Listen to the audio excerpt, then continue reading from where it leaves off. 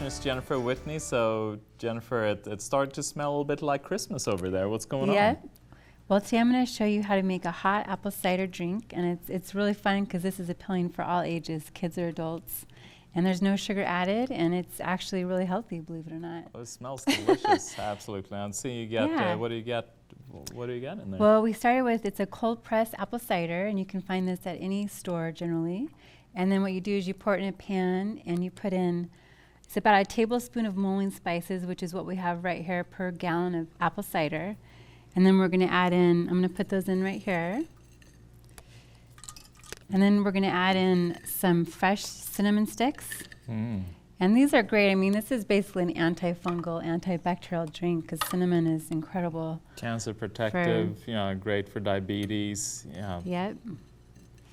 It's really good. And then this is what's really fun is you can put, these are fresh cloves, and I like to poke them in the apple. It's really fun. So you stab the apple. Yeah, Huh? you stab the apple. Can you write your And name? yes. And you can have your kids do this. This is fun when it's kind of bobbing up and down. You kind of let this cook on your stove, and you put the apple in here, and So you actually put the whole apple you put inside. the whole apple. And usually I'll have more, Yeah. but you can fill up as much as you want, and then you just put, 1 or 2 apples, however much you want, with cloves stuck in there, and then some fresh orange. Okay. And you can see how you can lightly bring it. I wouldn't really boil it too much. I lightly warm it and then let it simmer Yeah. for about 20 minutes, and then it's ready to serve. So what do you do with And the then- apple after that? Well, I just let it kind of cook in there. If I'm having a party, I'll just let it simmer on the stove, kind Yeah. of warm. It smells the whole house up. So And do it's you fun eat the and- apple after, or does it add something to the drink? Yeah, you get the fresh apple juice that kind of seeps in, Yeah. and then the clove kind of cooks into the juice. And you can't eat you could eat the apple afterwards, but Yeah. it really adds flavor because there's no sugar added to this.